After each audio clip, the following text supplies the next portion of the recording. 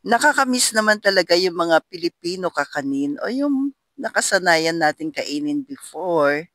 Kaya gumawa po tayo ngayon ng inutak po pero low carb version. So una, 1/2 cup almond flour, 4 tablespoon po ng coconut flour, santan gum, 1 teaspoon, 2 teaspoon po ng ating psyllium husk. So, lahat ng mga dry ingredients pinagsasama-sama natin. Sa sweetener, stevia erythritol, 1 tablespoon or any sweetener po na meron kayo dyan. Then, mix natin, tapos tabi muna natin. Naglagay na po ako na 1 cup po ng coconut cream sa kawali. Then, lahat ng mga dry ingredients, pinagsama-sama ko na po. So, imimix mo lang po yan, maigi ka low carbs. Tapos, sa tamang lakas lang po ng apoy. Katulad po niyan.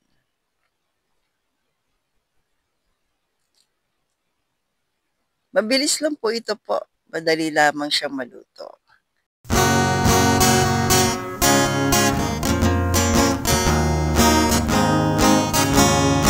Saang tindahan, low carb essentials ay kumpletong matatagpuan.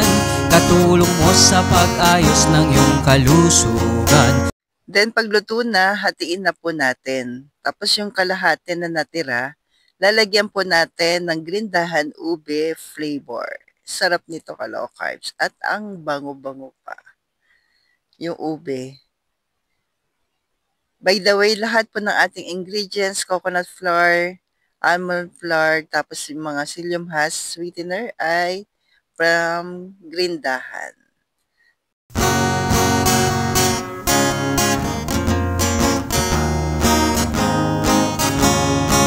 Saang tindahan, low carb essentials ay kumpletong matatagpuan.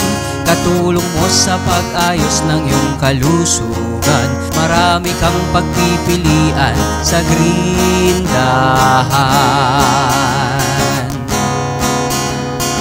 Baking essentials, condiments, nuts and seeds, healthy oils, coconut products, superfoods, herbs and spices, low-carb breads, kakanin, at may sugar-free ulam pa. Happy ang pamimili sa Grindahan! Saang tindahan, low carb essentials ay kumpletong matatagpuan. Katulong mo sa pag-ayos ng iyong kalusugan. Marami kang pagpipilian sa Grindahan.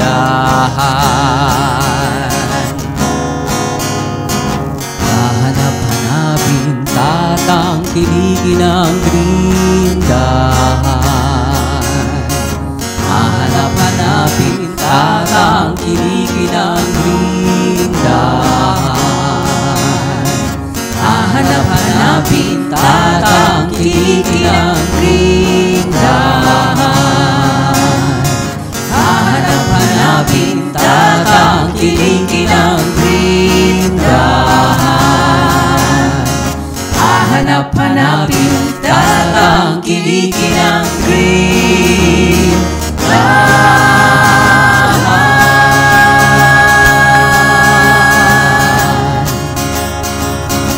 Ilagay ko na lamang po sa microwave, pero pwede sa oven, pwede rin naman sa air fryer. Kayo na pong bahala. So, ito na po siya. Ang sarap nito ka low carbs, promise, at guilt-free pa. So, stay healthy, stay low carb.